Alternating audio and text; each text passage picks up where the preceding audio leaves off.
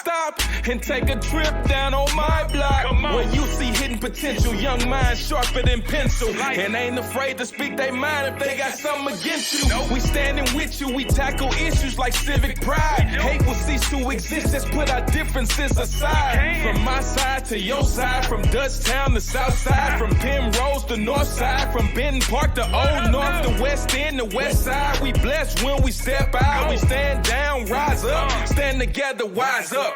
This is StitchCast Studio, produced by St. Louis Story Stitchers in St. Louis, Missouri. Welcome to another edition of StitchCast Studio Live. This episode is titled Center Cabinet Part 2. Youth alumni from St. Louis Story Stitchers will discuss the pros and cons of an idle mind, as well as the positive impact the center can have on the community. Check it out. They say who that, but you already knew that. That be them story stitches, story stitches, story stitches, story stitches, story stitches.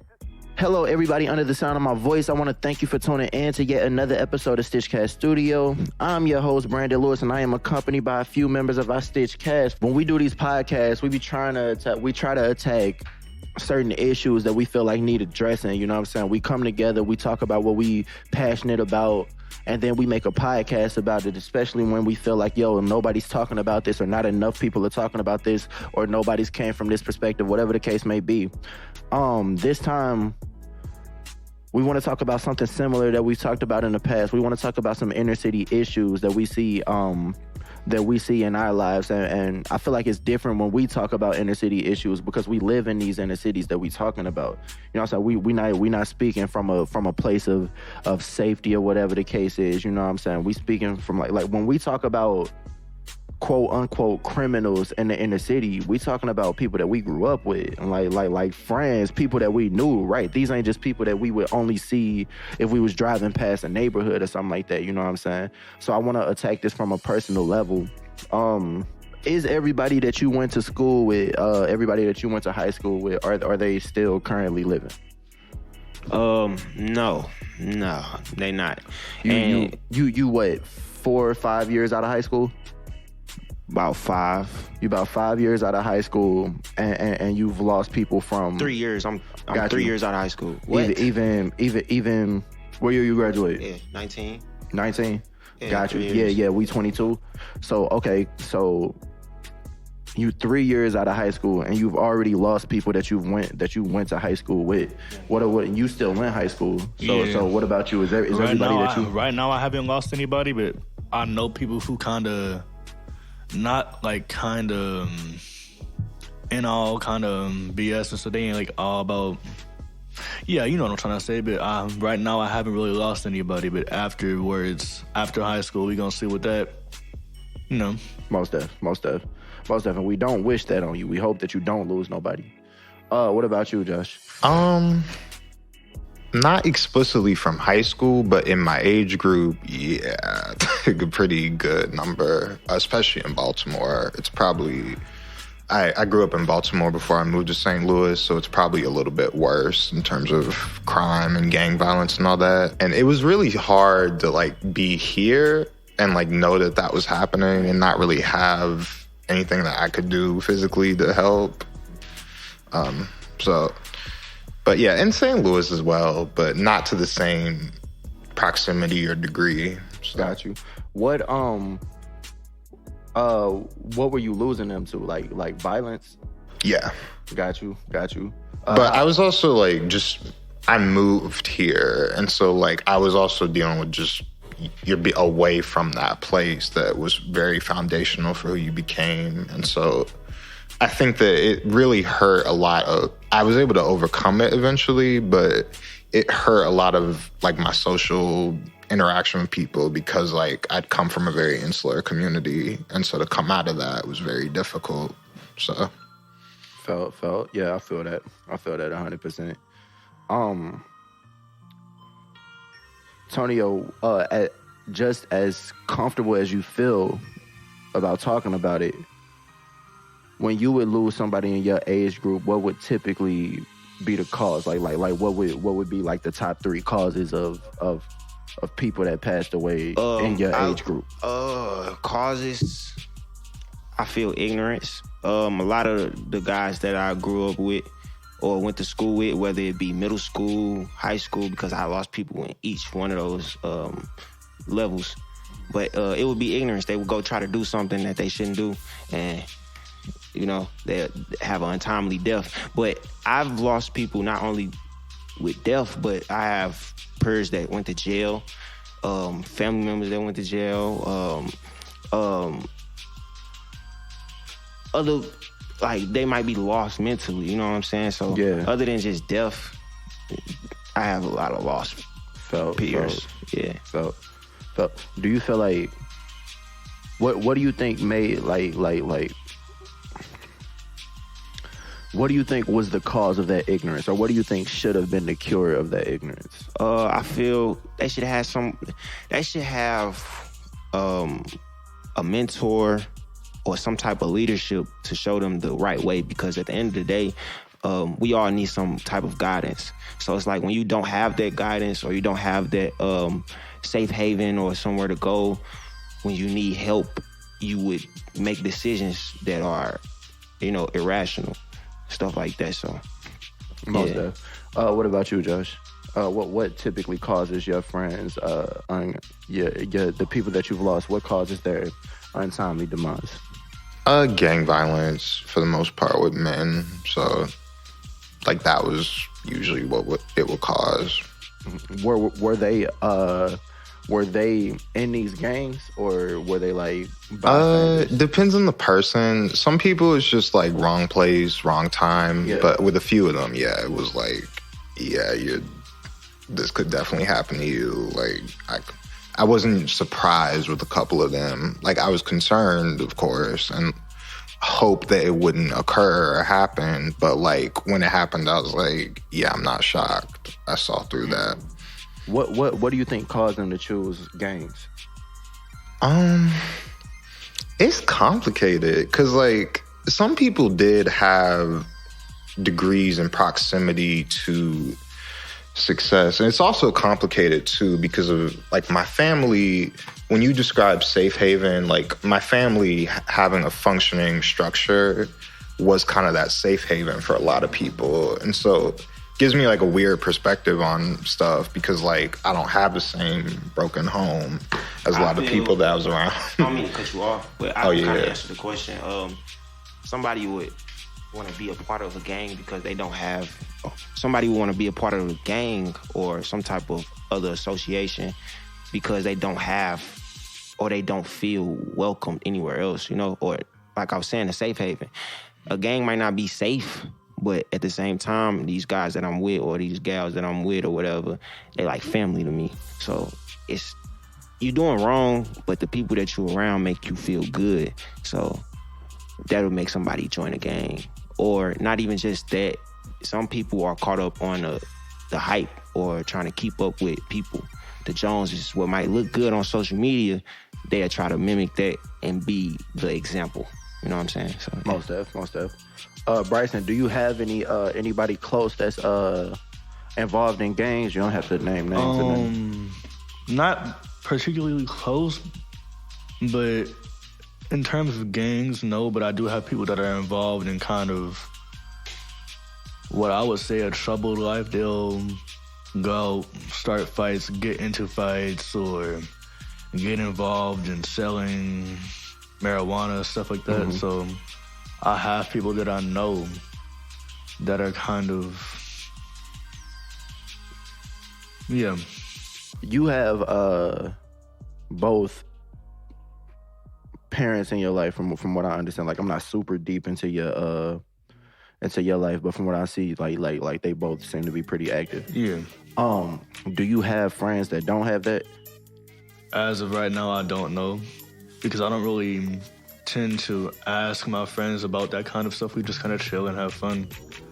So, but I feel like a few of my friends might, but that's just from some like assumptions. So I can't really go off of that. Got you. That's not really something that y'all talk about. Nah. All right, so Tonio, you kind of touched on this earlier, but do y'all feel like there's a correlation between youth that have a lot of free time and youth that get in trouble? Oh yeah. I do feel that way because when you got here in St. Louis, for sure, when you walk out your house, you have the opportunity to do bad. Like, the opportunity is presented to you, whether it's at the local corner store, a guy that's on the corner,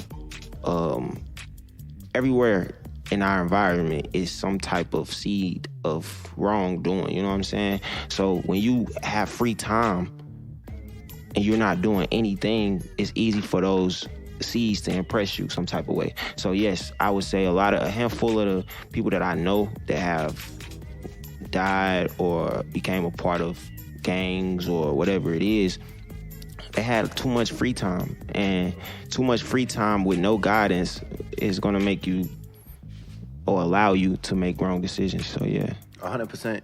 One of the people that I lost, that I knew in high school,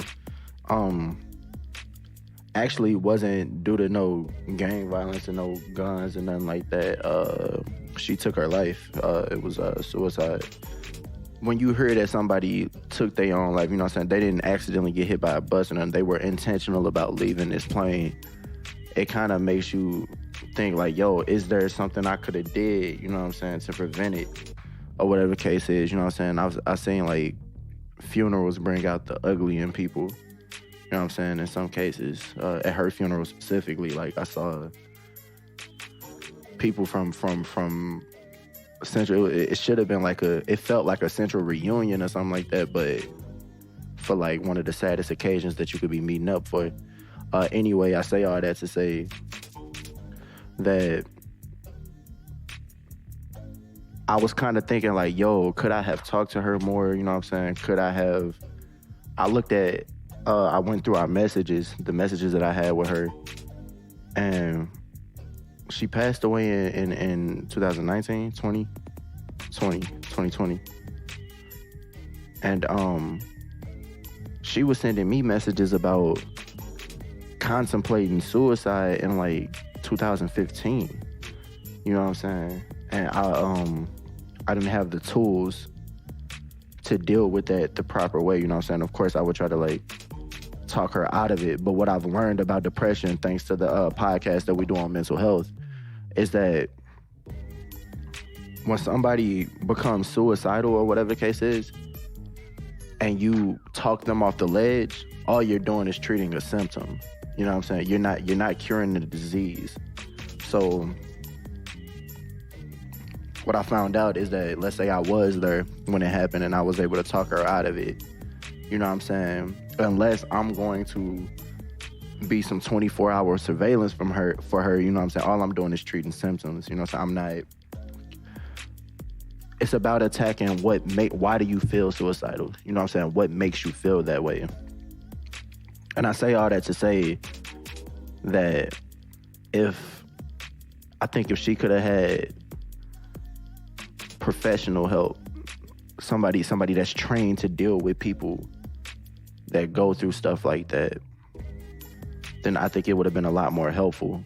Hey everybody, you know what time it is. It's time for our Pick the City Up Art Interlude, featuring our youth guitarist, Alexis Burt. Check it out.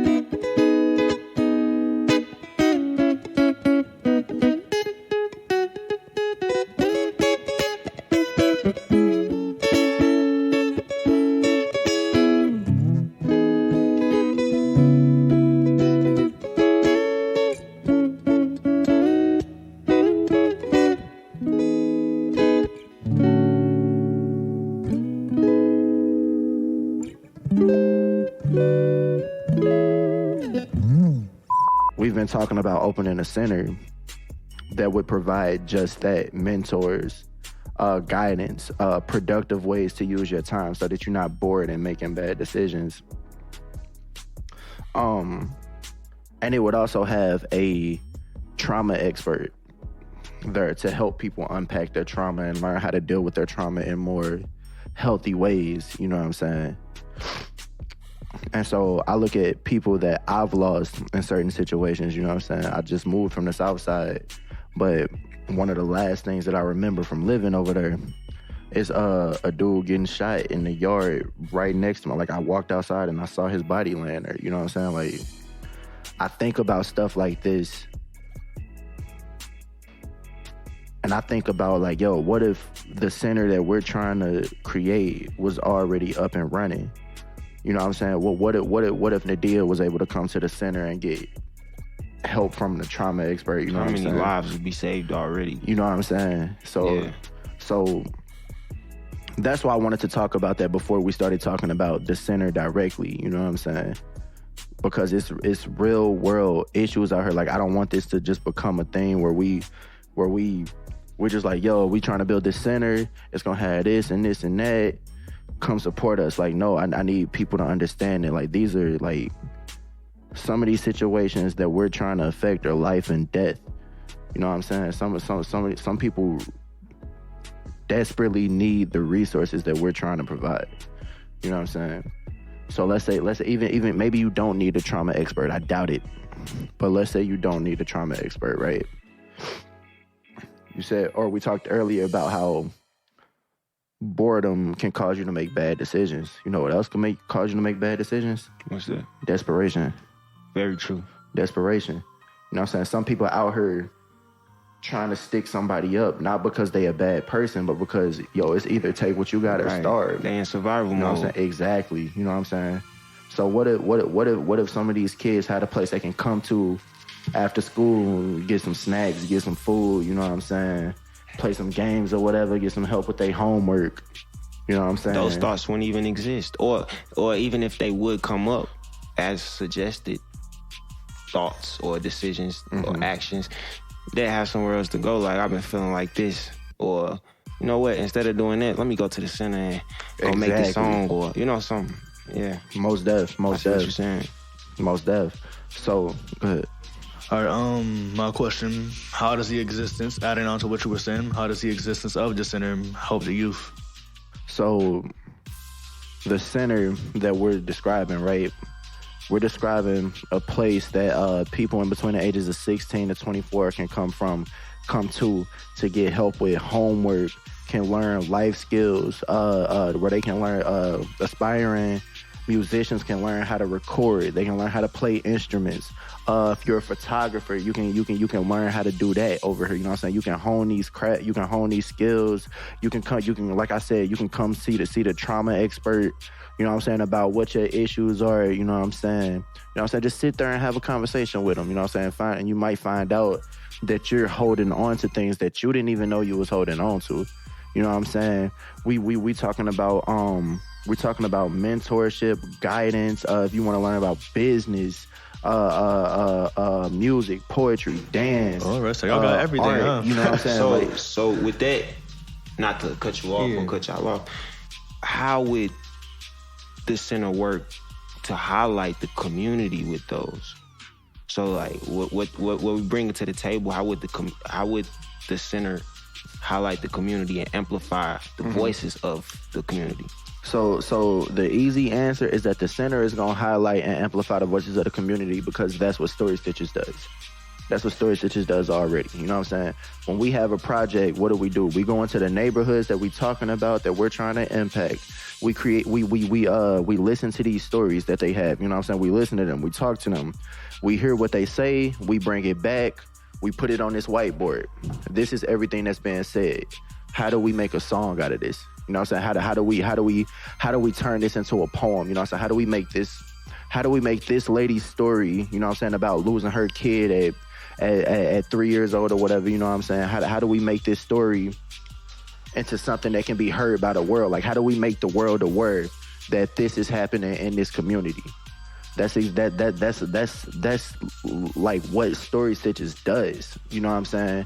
So anything that we spearhead, I feel like we have no choice but to amplify the voices of the people that we're serving, because that's weaved into our DNA. You know what I'm saying? That's what we do. So just like we did before we had a center, when we have a center, we'll listen. You know what I'm saying? What are they saying? What do they feel like they need? You know what I'm saying? Story Stitches is a youth-led program because Miss C and other adults involved understand that youth not stupid. You know what I'm saying? We not stupid. You know what I'm saying? We know what we need. We know what we want. We know when people playing with us. You know what I'm saying? So we'll listen like we always do. We'll listen. What do y'all need? How can we help? How can we be a part of the solution? You know what I'm saying? And so that's how we'll work to do that. But my question for y'all, and I think you answered this last time, but Josh, what is something like a center represent to you?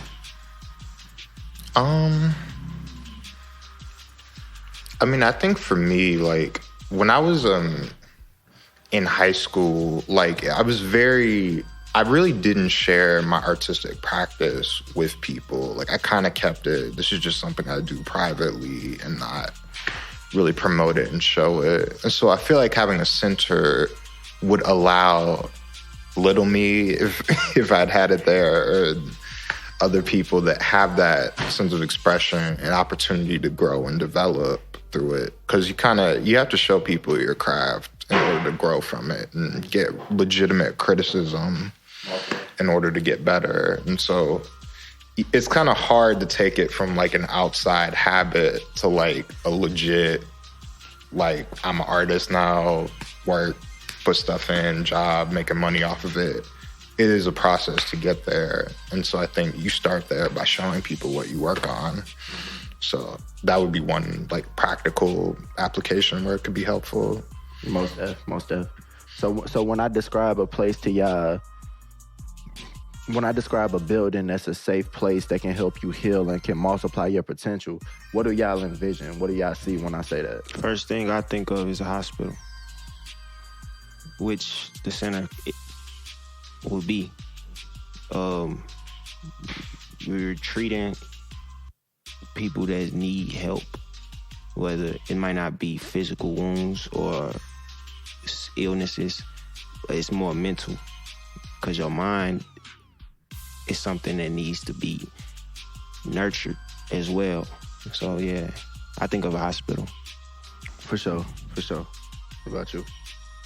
I mean, just like a healthy environment for people. Particularly, I mean, one question is just like, how would this center help people in school? Like, as a little after-school program thing, like how practically would the center function? Mm-hmm. For sure. I think we would be, so I hesitate to say like directed towards people that are in school because it kind of implies that we're not just as much here for the people that aren't in school. Mm-hmm. But majority of youth are in school. You know what I'm saying? Right. You know what I'm saying? The majority of the, or at least the 16 to 18-year-olds, you know what I'm saying, are almost always in school. And I think one of the problems that they have, a lot of times, like a lot of kids don't get in trouble or don't pick up their bad habits at school. You know what I'm saying? They pick them up when they back in the neighborhood. You know what I'm saying? They chilling on the block or whatever they chilling on the block or whatever the case is. You know what I'm saying? We want to set up after school programs that help kids to do better. You know what I'm saying? To thrive. We're in talks about having people that are like tutors, you know what I'm saying, and setting up reward systems. Like, yo, cool, you want to play in a game room? I need to see like I need an assignment with an A on it or something. You know what I'm saying? I need you know what I'm saying? Like yo, you want to make a song? Bet. I need something that show that you working hard on the stuff that's not fun, so that we can work on the stuff that is fun. You know what I'm saying? Right, you can't just apply yourself to the stuff you enjoy. Holding them accountable. Exactly. Yeah. You know what I'm saying? And that's another thing. It teaches them accountability. You know what I'm saying? It teaches them grit. You know what I'm saying? And it gives them something to work towards. And it kind of implants this idea that when you do good things happen. When you do bad things happen. Now, is it possible for you to do something good and some bad to happen? Yes. Is it possible for you to do some bad and some good to happen? Yes. But overall, you do good things happen. you do bad things happen. In other words, you plant bad things grow. Exactly. You plant good things grow. 100%. 100%. You know what I'm saying? So we want to teach them kind of indirect life skills that'll help them throughout life. Without them even knowing. Well, not without them knowing, but eventually as they get older, they'll be like, hey, I remember I learned this. This can help me. You know what I'm saying? Yeah. Most definitely. You know what I'm saying? And shoot, maybe it is without them knowing. You know what I'm saying? Like, yo, if you can subtly plant those seeds, you know what I'm saying? And they become somebody that graduates and get a good job and becomes a contributing member of society or whatever the case is. You know what I'm saying? We want to create an environment where nobody's judging them, nobody telling them what they can't be, you know what I'm saying? They hear all the time what they can't be, you know what I'm saying? You can't do this, you can't do that. You know what I'm saying? Over here, yo, I feel like you can do it, whatever you put your mind and heart to, you know what I'm saying? If you have the grind that matches your dreams, you know what I'm saying? Then I don't see no reason you can't do that. You know what I'm saying? It's all possible, you know what I'm saying? So we want to widen their lens of what they believe is possible. You know what I'm saying? Does that make sense? Yeah, it's just empowering them. Yeah, for sure. For sure. We definitely want to empower them. That's a big thing of Story Stitches before and after the center. So that will continue to be a part of the That's a good name. A part of the mission. What? Nah, not for the center. Empower. It got to be something else added on. Heard. So when y'all think about the issues of the community, what do y'all think about?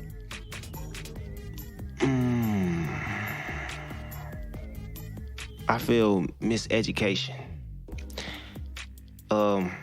We are miseducated. One being that we lack information because the community is... I sound like I'm talking down.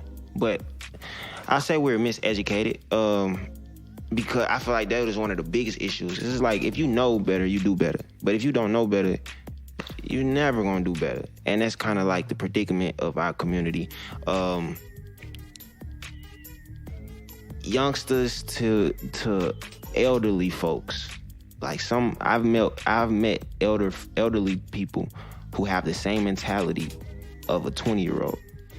And like that's detrimental, like very detrimental, because the elders are supposed to teach us. So if you think you 20, you won't give me any guidance that I can use. So I just feel miseducation is one of the main struggles in the community. For sure. What about you? I mean, I see it as complicated. I think a big one is for sure like value system. Like, I get this amount of money, what do I do with it? How do I spend it wisely with time? Even when we were describing that, like, depending on value system, that could either be a good thing or a bad thing. For sure. That's or a really bad thing. That's a very, very good point. But I also think in general, there's like a general cultural anxiety nowadays, like with our generation, that it's kind of hard to, and it's difficult to address. Like, I don't know specifically what causes it. I guess it's just the times we're in. But this general, like, cultural discomfort, I think a center like this would help allow people to creatively express themselves. And I see what you're saying. Kind of let it, like, fizzle out a little bit. Most def, yeah. I say I probably said this in several podcasts, but I feel like part of the problem is a lack of healthy expression. You know what I'm saying? I feel like art is one of the most healthy forms of expression in the world. You know what I'm saying? Of course, not everybody's artistic, but art is, to me, is one of the most healthy forms of expression that you can have. You know what I'm saying? So I think if there was more healthy expression, and who knows, maybe we can sit down with an expert and find other forms of healthy expression that work for people that aren't artistically inclined, you know what I'm saying? And if we being honest, it's plenty of people out here that's not artistically inclined that practice art, you know what I'm saying? Yeah. So, and you need, like, people that are not artistically inclined. Even in, like, museum environments. Like, you need people that are just super detail-oriented and, like, get practical things done. Absolutely. Like, 100%. I agree with that 100%. So, when y'all look at it, when y'all think about people that y'all have lost, do y'all think that the center is something that could have possibly helped them or that could help somebody in a similar situation? Oh yeah, most definitely. I have a cousin, but my cousin lost his life due to being ignorant out here, man, trying to steal a car, you know, and he ended up drowning, long story short. But if he had somewhere else to go, he wouldn't be out looking for a car. You know what I'm saying? If he know, hey, when I'm over here in this environment, I have value. I bring value. We as a group provide value to one another. I'm better than this, you know? So, yeah. For sure. My condolences, by the way. 100%. How will this enhance Story Stitchers? Like, how will it fit with each other? Because it does seem kind of separate. So Story Stitchers is split up at like 3 different facilities right now, right? One thing that this would do would consolidate us into one facility and then grow our structure. One of the things about Story Stitchers is that we don't run on a huge number of staff. You know what I'm saying? And for years and years, that was okay. But now as we grow more popular, we're doing more news outlets, you know what I'm saying? We're being contacted to do PSAs. You know what I'm saying? We've been on, I don't know how many news interviews I done did about Story Stitches. You know what I'm saying? We just did NPR earlier this year. You know what I'm saying? As we do more and more of these popular outlets, we become more popular. People we're in higher demand. People are asking for more gigs. Like I done lost count of how many gigs we've had to turn down this year because we don't have the bandwidth to do them. You know what I'm saying? This center, at least on the Story Stitches end, would give us the opportunity to add more staff. Adding more staff means being able to reach more youth. You know what I'm saying? It's like what, 5 staff members and it's 5 staff members. 3 of them are part-time. 1 is a full-time volunteer and 1 is a full-time staff member. You know what I'm saying? So imagine if we had somebody whose they sole purpose was to get the kids in the door. That's all they had to do. You know what I'm saying? That means that's all they got. That's all they needed to focus on. That was their one job, getting the kids in the door. You know what I'm saying? Imagine somebody else's, they one job was to create programs for the kids. You know what I'm saying? You know what I'm saying? As opposed to everybody having to do everything and being spread so thin that nobody can really focus on youth recruitment because we got 17 other jobs and we try to focus on youth recruitment when we can, but we got all these other jobs that need our attention too. You know what I'm saying? So imagine if we was able to hire somebody and that was the only thing they had to do. That was the only thing that they was responsible for. You know what I'm saying? So that's that expansion would help us severely. It would help us reach more youth. We could run the program more efficiently, more effectively. You know what I'm saying? Outreach, gigs, everything would be done better. Because at a higher rate, so we would be touching more youth. Exactly. We would bring more money into the community that we serve in. You know what I'm saying? We talked about having a garden around the center, you know what I'm saying? Maybe putting up a basketball hoop. That's dope. Or something like that, you know what I'm saying? Like it's, we watch these kids, they gotta hop a gate. They gotta hop a gate of this school when nobody's there so that they can play basketball on the weekends. You know what I'm saying? And they not doing nothing, they not bothering nobody, they just playing basketball. That's all they doing. You know what I'm saying? But you know what I'm saying? Like what if they had a place that they can come to? Ain't nobody gonna yell at them for being there, for existing. You know what I'm saying? I would rather them be out here playing basketball than trying to steal somebody's cart. Very true. You know what I'm saying? What if they had a place they can go play basketball at, or had a game room that they can come to? You know what I'm saying? Somewhere they can come get some snacks when they was hungry. Because ain't no telling what they home situation is like or how often they eating when they outside of school. You know what I'm saying? Stuff get ugly out here. You know what I'm saying? So Story Stitchers as a whole is designed to solve community problems. You know what I'm saying? And the center is us doing that on a higher level to us. You know what I'm saying? It's like I don't know if you're a Pokemon fan, you know what I'm saying? I'm not really, but you know what I'm saying? That's like a Pichu turning into a Pikachu or some stuff like that. You know what I'm saying? Or Goku going Super Saiyan or something. You know what I'm saying? Like it's evolving into that next form. You know what I'm saying? And our goal is to create a replicable system that serves youth, that creates results. And the reason we want it replicable is because 5 years from now, if this center is doing what we want it to do, is solving the problems that we believe it can solve, what if we put another one in Florissant? You know what I'm saying? To put another one on the south side. What if we put one in Illinois and Kansas? And you know what I'm saying? What if it grew all out the place? What if it was 50 centers all over you know what I'm saying? What if it was 50 centers in the Midwest? You know what I'm saying? Just places that gave kids alternatives. You know what I'm saying? Story Stitches is about giving kids opportunities and closing that gap. And that's what we're trying to do. You know what I'm saying?